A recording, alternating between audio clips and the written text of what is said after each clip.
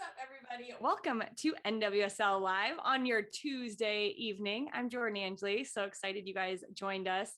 I hope everybody had a great Labor Day weekend. I know I enjoyed a little time on the lake, relaxed a little after some NWSL action.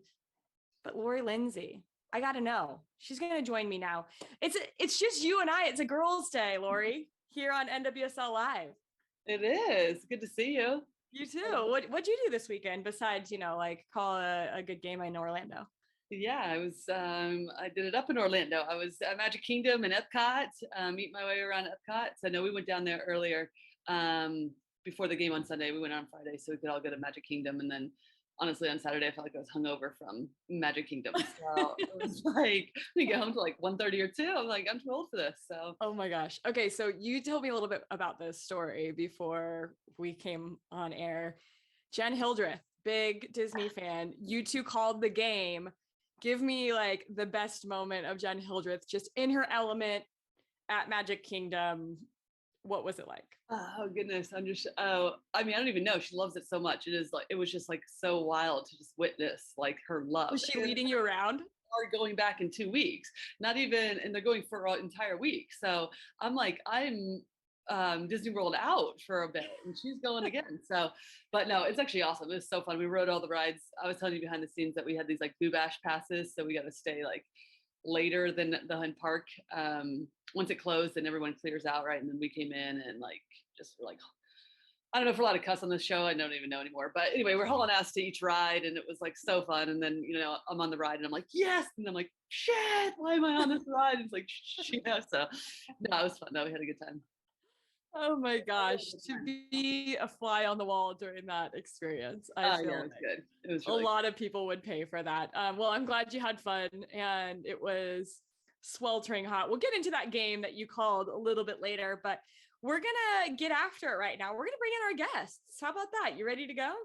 Hell yeah, these are fun guests. I'm excited. Yeah. Just like you were racing around Epcot and Magic Kingdom, we're gonna bring some Racing Louisville players in with us right now. We have from Racing Lauren Millet and Savannah McCaskill joining us now. Ladies, what's going on? How are ya?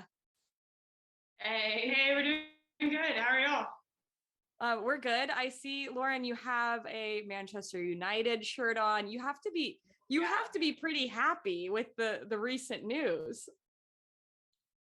Yeah, I mean, what a good signing all around, honestly. Good to look at. Yeah, it was a good signing for sure. We were all really pumped about it. Savannah and I did a little.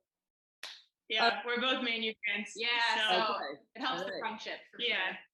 No competitiveness on Premier League, which is nice. Well, what are the other players on? What's the other like contingency? Like who likes what other teams? Do you have any sort of rivalry going amongst teammates? Nadia is an Arsenal fan, so Arsenal is. So we get to joke with her a good bit, especially right now. Gemma's a Liverpool fan.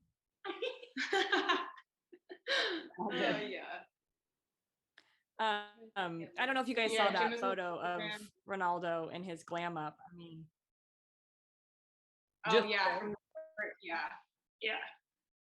when he first signed versus crazy. Now, it's like a totally different person. We're what, 38 years? Yeah.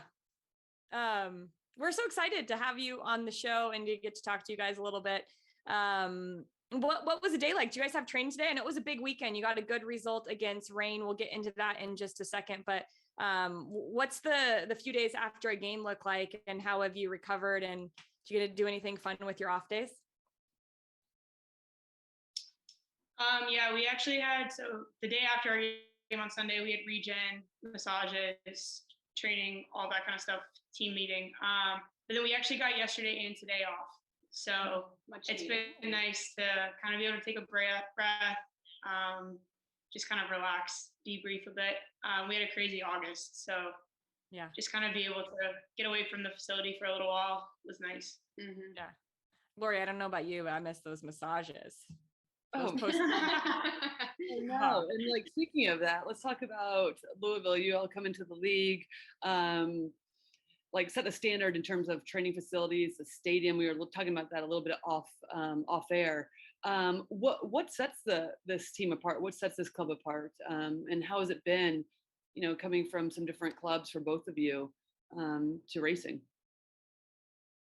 Yeah, I think it's honestly like groundbreaking. I think like we have the men's team as well, the USL team, and everything we get, they get. So it's like state of the art for both teams. And I think that's really important, that it's like literally the exact same locker room, same everything. So that's been really cool. But the facilities are top notch.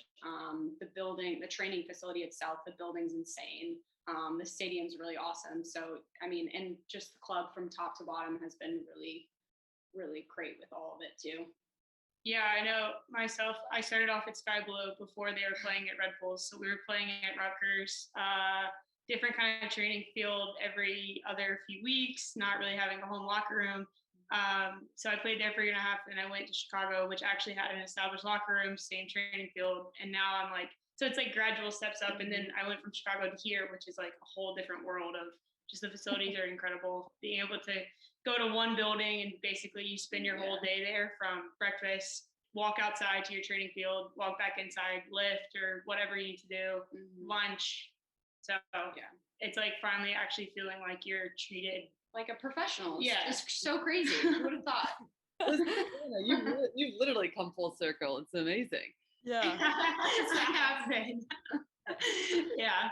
You talk about getting breakfast and lunch there. What have been like do you have chefs that work there specifically? And what have been like some of the good meals that you guys get to have on a typical training day? Yeah, we have chefs that are there and they're really awesome. I'm trying to think what's like, they do different type of stuff every day. So it's like a new thing. I don't think we've gotten the same thing ever. So it's just really interesting. Like we always laugh, like joking in, like walking in. What are we gonna get today? But they have really good Thai food. Their wings were pretty good too. The wings were really good. Yeah. Wait, this is lunch. We need to take this. Like we said, this show does on the road because we need to be touring these facilities for sure. Not only the massages, but also obviously the wings. We gotta have you guys in for some lunch. Oh yeah, I'm in for the wings. Goodness, now I'm hungry. We're gonna have to wrap up the show a little bit early because I'm gonna go get wings. So. And I'll take breakfast. I mean, I'll take all the meals. It sounds like next year when this does become a road show, we will be hitting up Louisville right away. I mean, not even that. There's been so much hype about your guys' kits. Like, do you love your kits and which one's your favorite? I know Lori and I were both like at the beginning of the season, like, we better get one of these. We we still haven't gotten one yet, but hopefully one day. What has that been like to just be a part of a brand new club? Yeah, it's been really cool. I mean, the fans from the get-go were like already bought in. I know like when I first got traded here, which was before even the expansion draft happened, like there was already fans reaching out, like super excited that the team was coming to Louisville. So I think just being the only professional team for any sport in the whole state of Kentucky, I think fans have just bought in from the beginning, which is super, super cool to see. Mm-hmm. Yeah.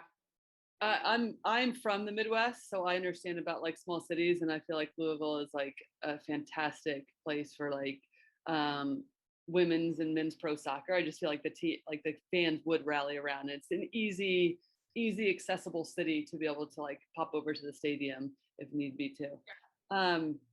In terms of on the field, there's a lot of talk, I feel like, coming into this season about, obviously with expansion drafts, you happen to get, or like when I say you, the teams happen to get players like yourselves that maybe played every minute in your previous club or didn't, right? Or there are some like ebbs and flows to that and looks very different amongst all the players. But you all have done really well considering kind of a younger squad or quote unquote inexperienced squad. How has that been? Do you feel like you two in particular roles have changed since your previous club? Do you feel like you're still learning the league in a lot of ways? What does that look like?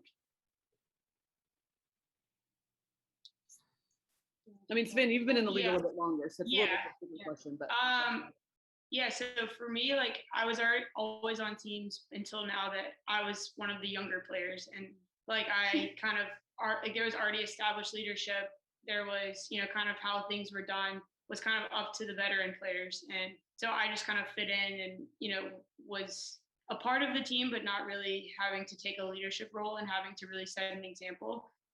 So I think being traded here and coming into an environment where there is a ton of young players, there's not a whole lot of experience. I think I was able to step into more of a leadership role. And I think that was really good for me and where I was in my career coming into this, is that I needed to step up and I really needed to both own what I was doing every single day and set an example, but also like bring the younger ones along and like really teach them like what it takes to be in this league. And I mean, they saw firsthand our month of August, we played 6 games in a month and 5 of which were in 2 weeks. So like the league can get wild and it can get crazy, and how you manage all of that mentally and physically is like something that you have to learn from experience. So I think that was really huge for me to be able to kind of make that transition into being, I'm still only 25, but stepping into a leadership role and really taking that upon myself was really cool for me to be able to do. Yeah, and I think too, like being so young, like we all have a lot of common interests. So I think that has kind of brought us together really well. Like we're all kind of around the same age-ish. And I think like the veteran leadership that we brought in has like really helped the younger players. And I still feel like I'm a young player, but I do also feel like similarly to Savannah, like I've been in the league this will be my 3rd year. So I think like we have felt more of a responsibility to, help the rookies or the people that haven't been in the league for as long. But it is also interesting because it's an expansion team. So we're all doing everything. Like this is new for everybody. So I think it's like, as we've been going along, it's just like, okay, well, this is new. Like this is new for everybody. So we get to create our own culture, which I think has also been really important. And like I don't want to say easy, but it's been like pretty seamless in the way we've built the team, honestly.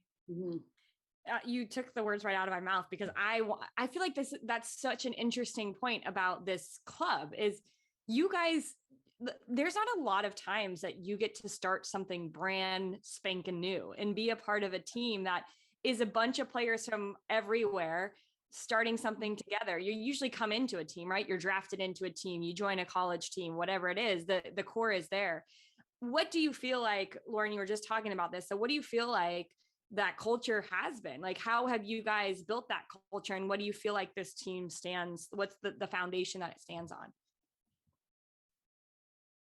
Yeah, I mean, to be honest, for us, it's like a lot of like young, hardworking, like really hungry type players. Like we all like want to make a name for ourselves in the league, and like we're all like I mean, to me, it all seems like we're really bought into that idea of like maybe we are like the expansion team, kind of underdog. And I came from the underdog mentality, right? So I think that that's kind of ingrained. We want to get back to that, but yeah, I mean, I think that that's kind of ingrained in us, honestly, as like all of these like players that have been kind of like pushed into something. I think it's like hard work and grit, and we're going to be a really hard team to play against.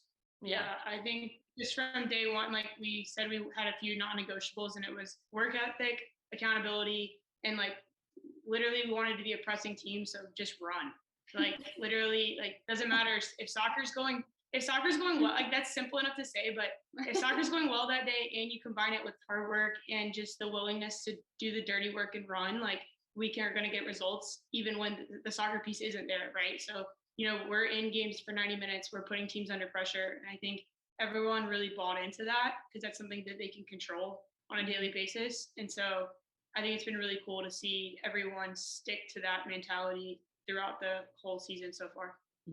Yeah, that is awesome. And then you've added in more recently Ebony Salmon and Nadia Nadim. How have they integrated into the team, and have they bought into that same culture as well and just added some depth, or has it taken a bit of time?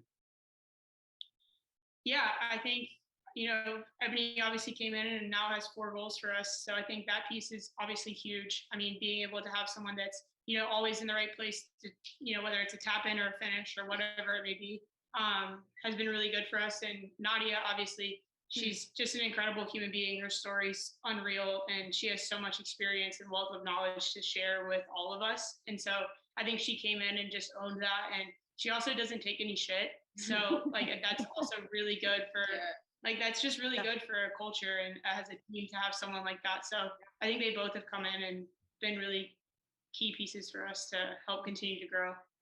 Yeah, and I think especially with us being a younger team, like having Nadia, like that's a true pro. And I think like having that example to look up to, like she's, been really good for us. And obviously Ebony as well has been awesome. So yeah, I love that. How about you guys? Like brag on each other for a second, because you guys knew each other in the league, but you didn't get to play with each other until this year. Like what respect have you gained from the other players? Like each other's game? Like what did you not know about that person that now you're like, man, Lauren does this or Savannah does this, and like now being on her team, I really recognize that. Honestly, it's really rare that you like go into training and then literally 2 months later you already have a chemistry with someone.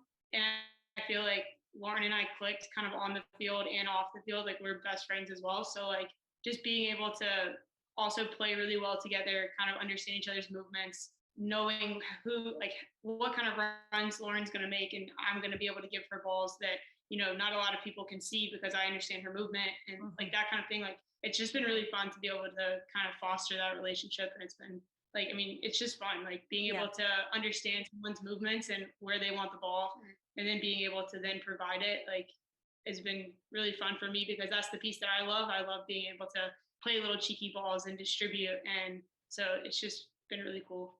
Yeah. I think your midfield though has even from the get-go, you're exactly right. Your midfield was ticking along right from the beginning, and I think in a lot of ways outside of those non-negotiables that you talked about, like your midfield held your team together because it was that linking of play, or at least the runs out of midfield, or that made you all unpredictable. So so it's been a good side and a fun side to watch for you all. You can go either way a lot of times with expansion teams, right? Like it can be like, whoa, or it can be like, we did something right. It's definitely come with its moments that are like, oh, but then at the same time, like there's those moments of glory. They're like, all right, those are what we need to build on. Like that's what we can do. If we can put that together consistently, like there's so much room for improvement and like where this club can go. Yeah. Tell us about Louisville, like the city. What have you guys liked about it? Have you got to explore much? Is there something that you're like, we haven't got to do this yet, and this is for sure something that we want to do by the end of the season? It's really cool. For when the horse races were happening, we didn't get to go to the Derby, but we did get to go bet on some horses, and that was really fun. We were the only ones cheering you guys, but we were the loudest for sure. Number two, always. Number two. We like went to a random, like, I guess it was like Sunday afternoon races or something. And there was a group of like 8 or 9 of us. Yeah. And we had like the $2 seats. Like we were in like the terrible seats where it wasn't even covered. We were just sweating like so hot. But we were screaming our heads off, and our horses actually ended up winning. So who got the most into it? Like was reading the books, I was trying to like decide which one to bet on, looked at the books before even going. Did anybody get super into it? Probably Sav and Katie Lund were really into it, like really into it.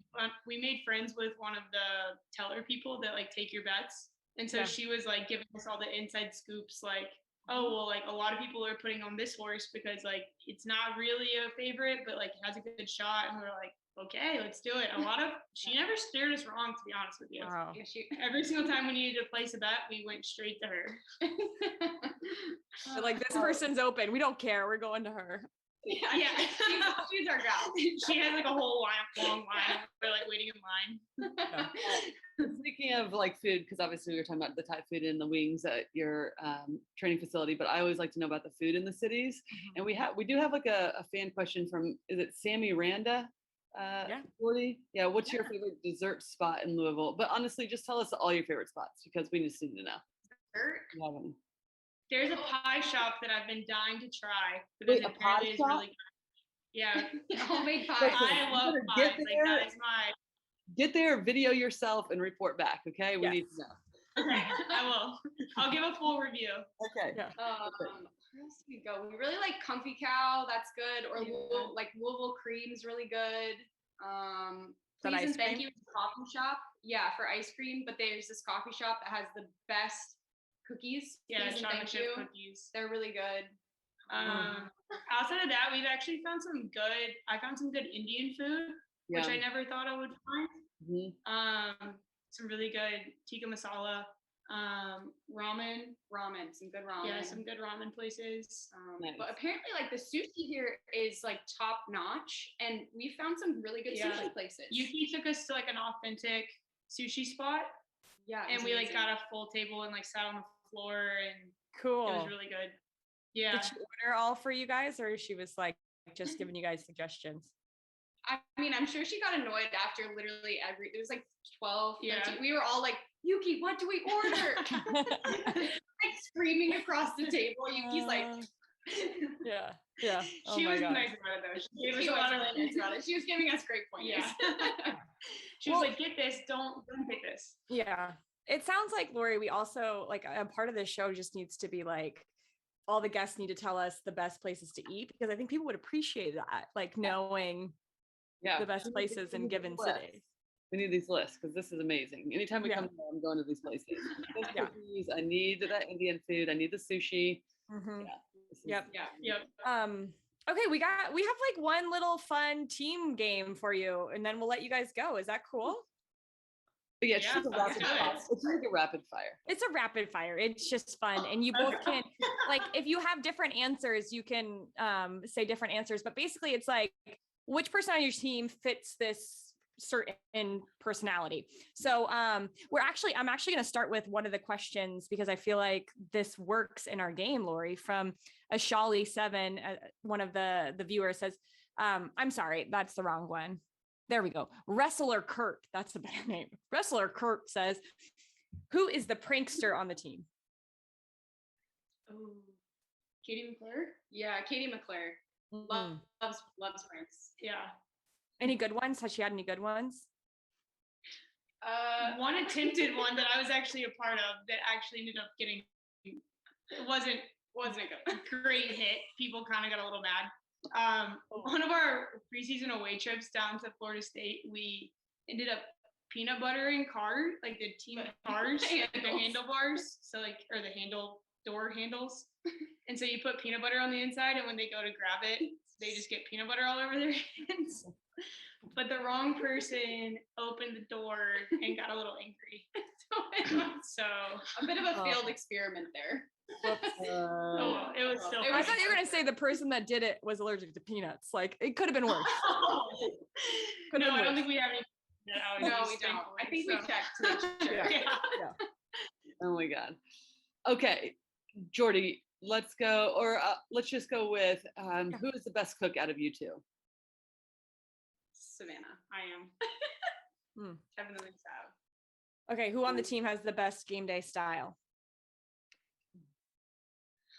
Oh, Jorian. Yeah. Okay. Yeah.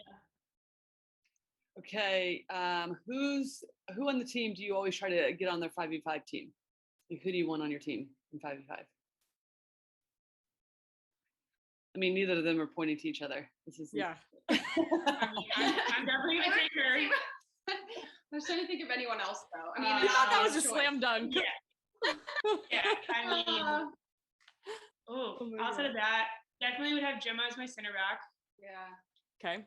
Nadia in there for sure. Nods. Foxy? Yeah. Oh yeah, Foxy. Yeah. There you go. She could play Right. anywhere. Yeah. She'll just cover the whole field. So we'll be okay. So she's just playing by herself. 1v5. Yeah. Who's the team mom? You know, there's always someone that's just like taking care of people. Who's that player?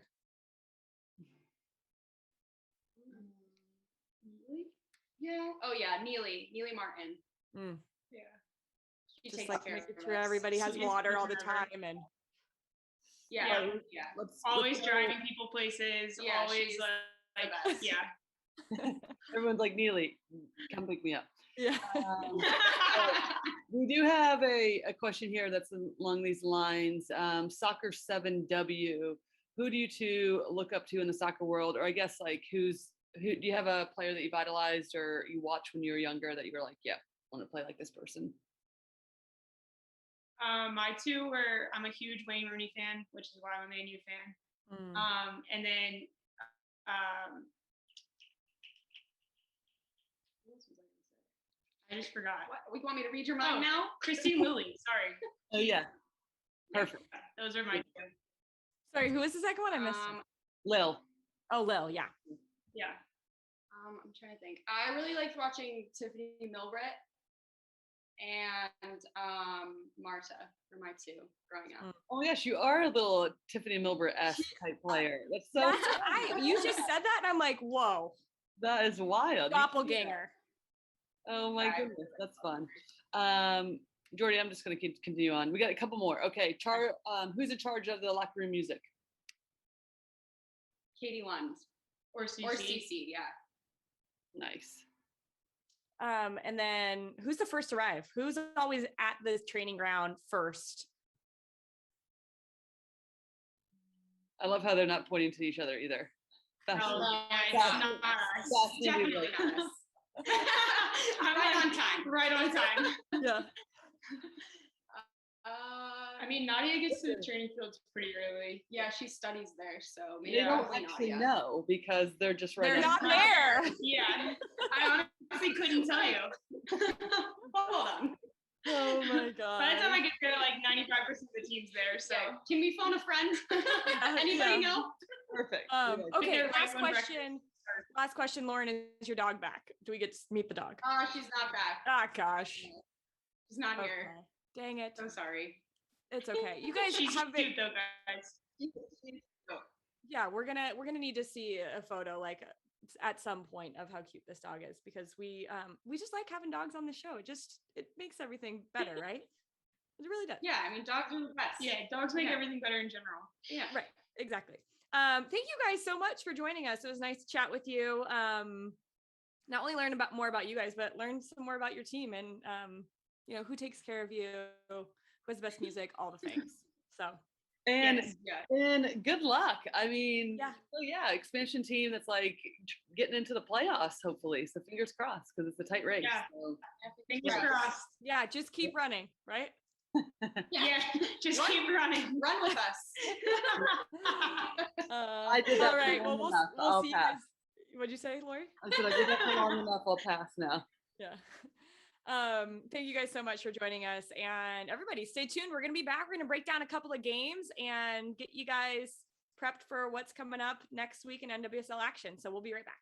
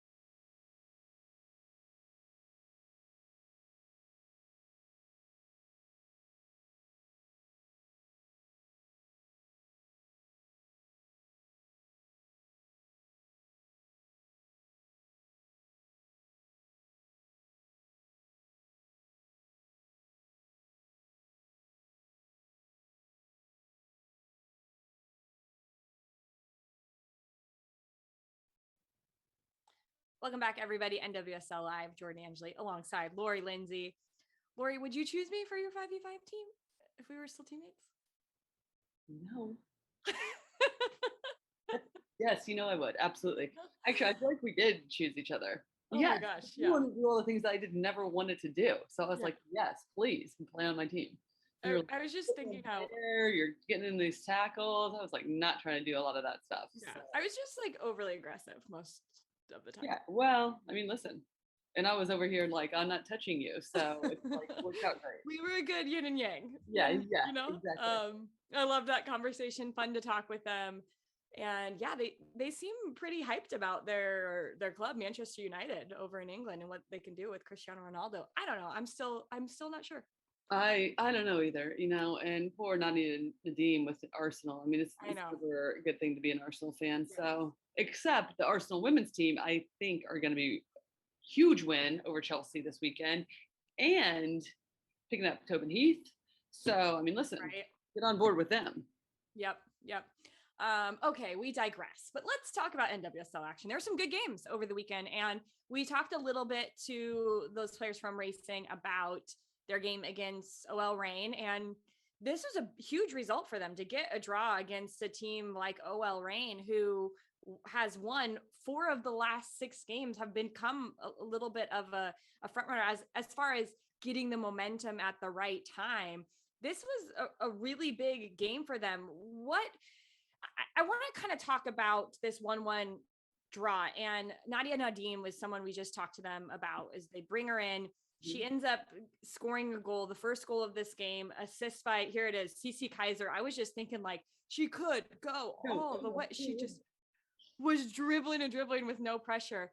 But Nadia Nadim is a huge pickup for them. How do you feel like she fits in to this team, and why is it so important that they got her when they did? Well, I think it's because, first of all, if you just look at the landscape of this weekend, right, there's all draws. So it shows just how tight the playoff race is. And North Carolina's closed the gap even between them and Portland, right? Portland not playing this weekend, as a lot of us would know, their game getting canceled. But I think to answer your question with Nadia Nadim, because of that, you need players like this who have experience, that are true goal scorers, because eventually teams are going to have to separate themselves from the pack. And right now, with just the margins being so fine and the smallest little details are what are either going to push you above or below the playoff race or playoff line, then you have to have players that can step up. And I think with the Nadia Nadim, she is that player for them. She can stretch the line for them, as we saw in that goal and that ball from Cece Kaiser. She can finish her chances. So she can score in a variety of ways. And I think to get closer and closer down the line, that's what it takes. And they were just saying she doesn't take any crap from anybody. Like, I think that grit and that, you kind of get a little bit, I don't want to say hardened, but as you become a pro for longer, you realize that there has to be this edge to you as well. And she allows this team to grow in that way and have that edge. On the other side of things, I think we're going to see pretty soon this Bethany Balcer goal, and she's among the top. I think she's not still the top goal scorer. Sorry, she was at one point in this weekend, 8 goals on the season for her. How is she? I find it so interesting, right? This is a league filled with so many world-renowned strikers, and at some point, Bethany Balcer has to be looked at in a way that she's getting the job done. She's scoring goals. What makes her so effective in the way that she has helped this Reign squad be productive? Well, I think this Reign squad suits her really well because of the people that are around her, right? And who really push the pace. They press. Jess Fishlock, a ton of energy. One of the most dynamic players in this league. I think then you add in a Rose Lavelle. Then you add in also Marjan, Lesamer, these players, right? So it allows Bethany Balcer to do what she does best, which is like honestly sit in the box and like sit around and look for things to come loose. A lot of her goals, I think, 7 out of her 17 in all comps are off her head, right? So she gets herself in great positions. I'm not sure how Louisville leaves her wide open on a ball like that, because we just saw it was a great header, don't get me wrong, but she's clearly wide open for a player that is going to score from there. And then, in the week prior, midweek, OL Reign beats a Houston Dash off of Bethany Balcer goal, and it was a putback off of attempt to begin with. So she just puts herself in great positions. And honestly, for a true number 9, that's what you want. It doesn't have to be anything flashy. She has the capability to run at players. I know we're getting to some other highlights and I'm just going long, but one last thing about Bethany Bolser, she does have all these other tools, but like, why use her in that position? I mean, you have all these other players that can cover that, allow her just to stay in the box and be dangerous and get in good positions to score in a lot of different ways. Yeah, I agree with that. I think you can simplify, like they've allowed her role to be simplified, which if you're a goal scorer, that's exactly what you want. You want to just be in the box scoring goals. And I have to credit her because I do feel like the timing of her runs, especially when you give that stat of 7 of 17 goals with her head. And that's a Jen Cooper stat. I know John Halloran tweeted that out this weekend, but Jen's always on top of those stats. Her timing to get her head on the ball, it has to be good. So she times it correctly. She doesn't get into space too early. And I think that really is one of the things that really benefits her. The last thing I want to talk about in this game is just, I saw a clip of Rose Lavelle and Lauren Barnes after the game talking about Marjan. And this is top class player in the world. And we have seen her play from afar.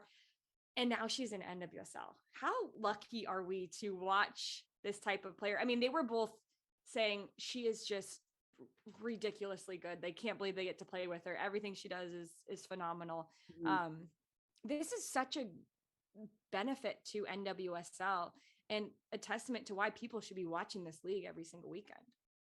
Oh, absolutely. And I think a lot of the I would say like diehard fans would know who Marjan is from being over in Germany and playing with the German national team and then make your way over here. But yes, this is why it's always so exciting to get new eyes on this league, because this is an incredibly special player. And I don't even think we've seen her best in this league yet. I mean, it does take a while to get adjusted to the pace, the physicality of this league. And I mean, Leigh Samer and her have just, I think in the last, like really probably this month of August, gotten themselves in. So yeah, I mean, I think we'll start to see those tools shine as OL Reign continues to evolve and take even more shape into, I mean, I think we're just seeing, as long as they can sustain this with their players, right? We're just starting to see this team take shape really in what they can actually do in this league.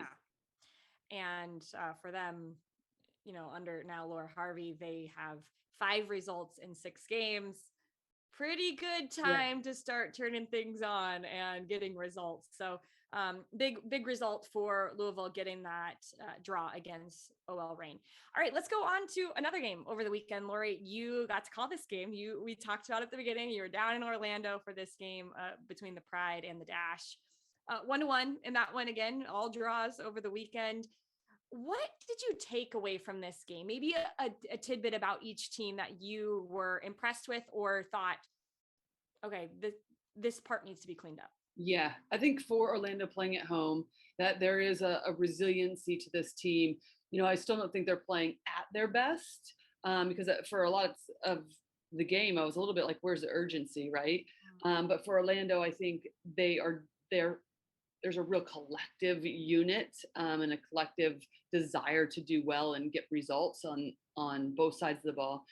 And then for Houston a little bit, they're an anomaly to me because I look at these players and I think like, okay, you look at Rachel Daly, look at Christy Mewis, Shea Groom has been good, Alicia Chapman, who just won a gold medal with Canada, Nichelle Prince, right?